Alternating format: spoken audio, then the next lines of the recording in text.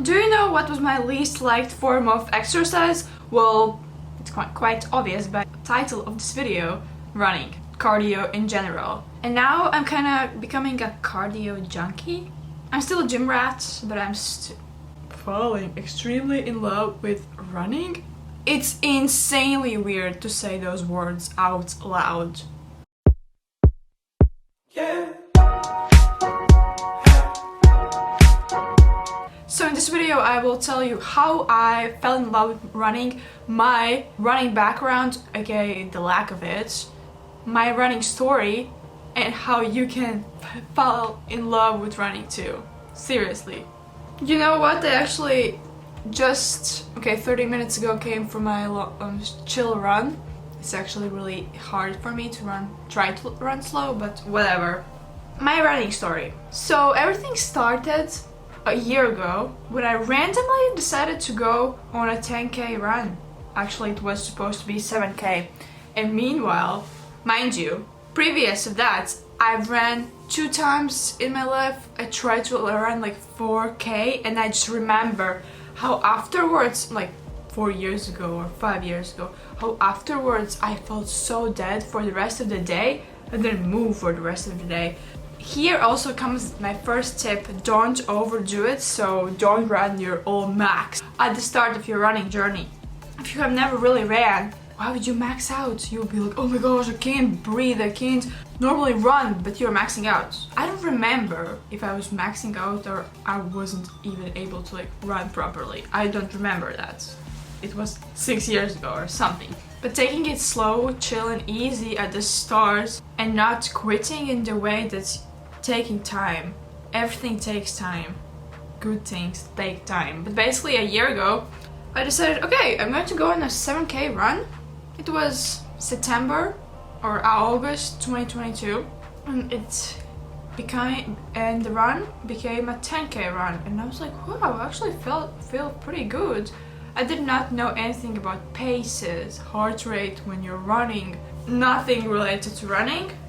And then the next week I decided to do a challenge, training like Nick Bear. It's on my YouTube channel, and like Nick Bear's Ironman day of training, it was leg day, and it was 18-kilometer run, and then in the evening it was like recovery bike, 30 minutes or something. And that's how I ran my first 18 kilometers on the second week. Yeah, I don't recommend that for most people, but it's my background. I've been already at that time training for like almost a year in the gym, and beforehand at home like workouts.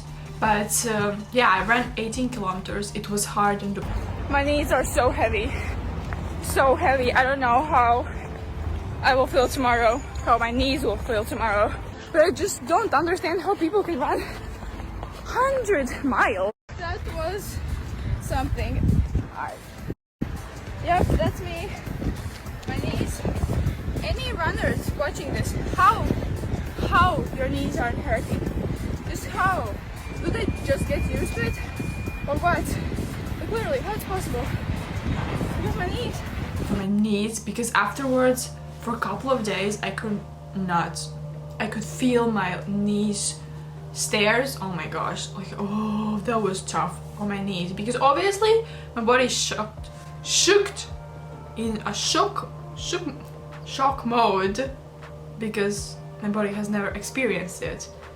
Oh, and at the start also of my journey, always my inner thighs were so sore. Mindset zone in the way that, for example, when I have to run to a bus, I'm like sprinting, and then like, how am I even able to run 26k if I'm barely running to a bus and then be feeling dead? But that's when I'm not in the running zone, when I haven't prepared myself or known that I will have to run.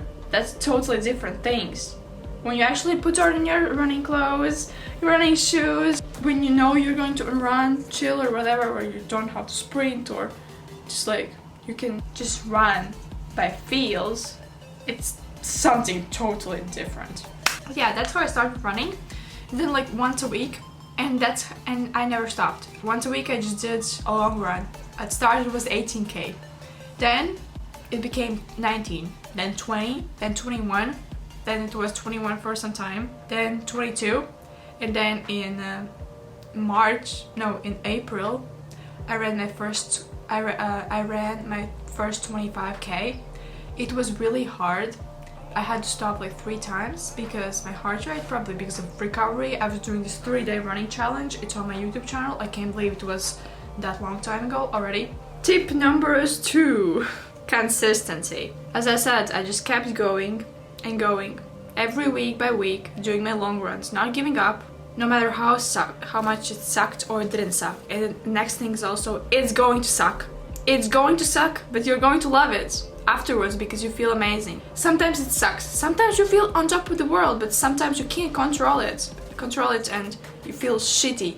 Like it sucks, it's painful, or it's not easy, it's hard, especially if you try to do intervals or something like that. Or just some days your body can feel more tighter, or calves, ankles, whatever, or your heart is just not keeping up with it.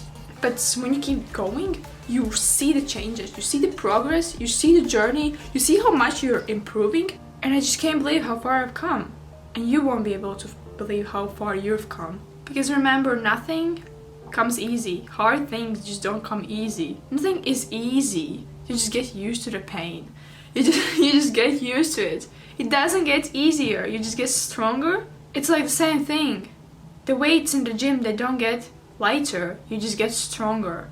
And then, in May, I ran my first marathon with not much preparation, in the way that I was like 2 weeks before marathon or 3 weeks, I was like, wait, it's marathon season. When else if not now? And I signed up and I ran it in 3 hours and 57 minutes.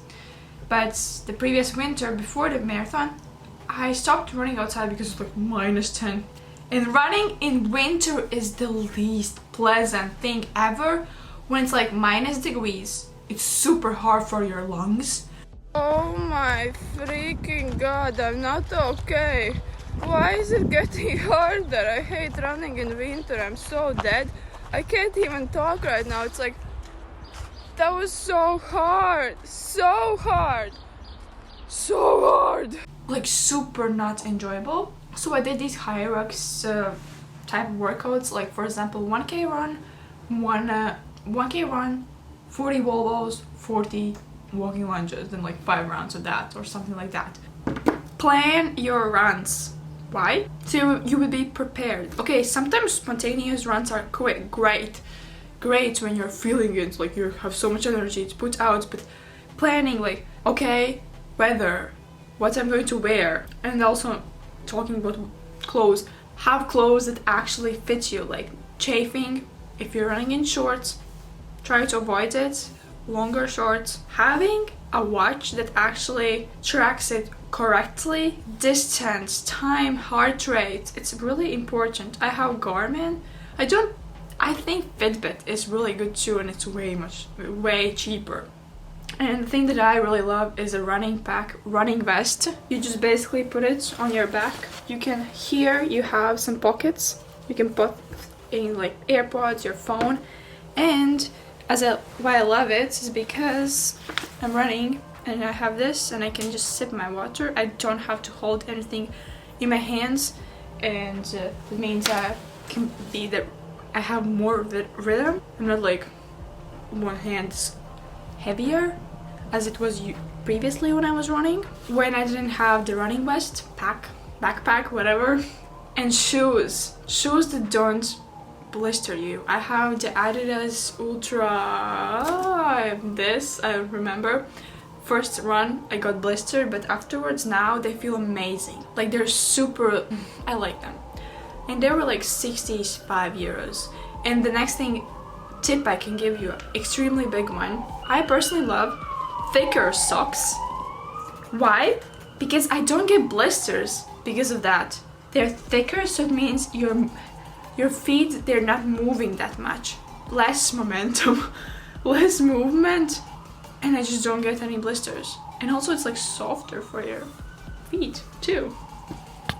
And one time I did a 10k run on a treadmill. It was easily find me better running in pouring rain than running long distances on treadmill, because I just don't like it. Diversity.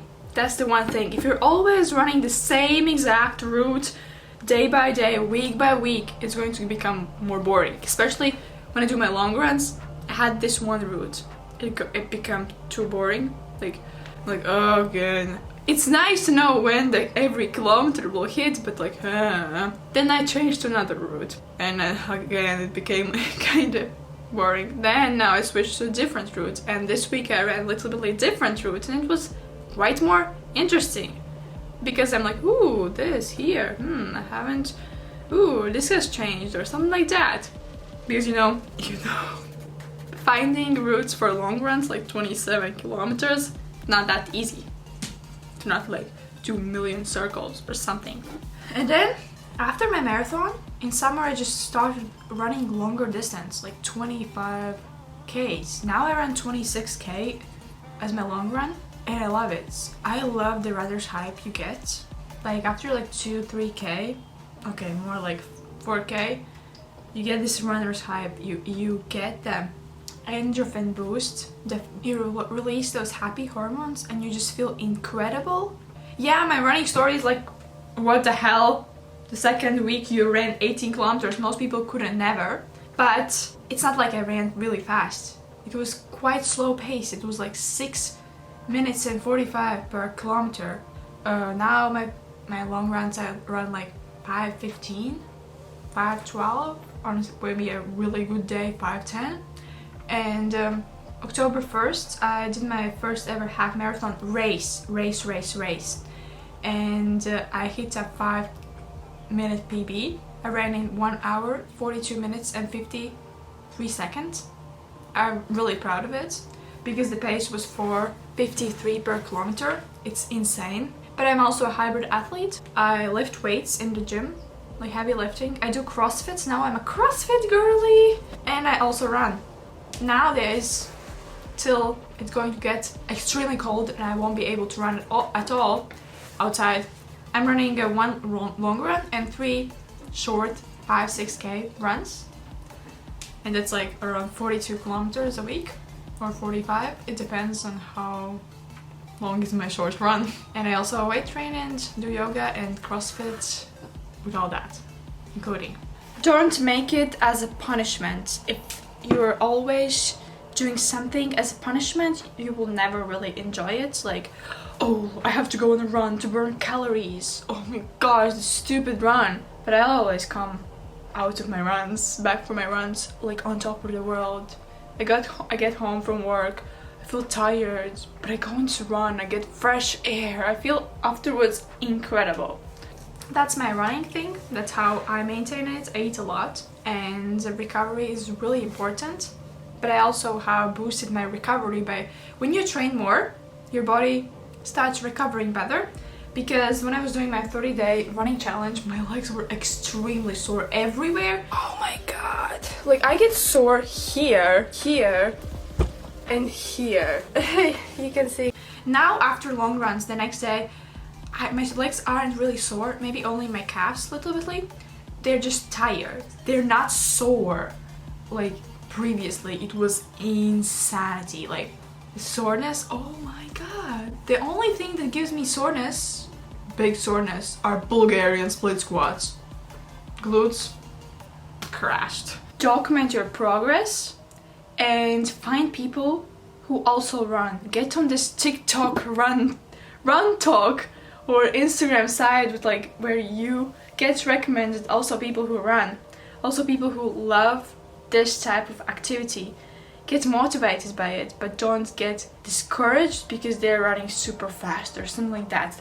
In one way, I love Strava because I'm like, oh, people are doing super good, like going on these runs. But from the other side, I'm like, oh my gosh, these paces, blah blah blah. Some people running this insanely fast, and I'm like, oh, why I can't run that fast? How are they even able to run a marathon with pace 350? I can't even run a kilometer with 350.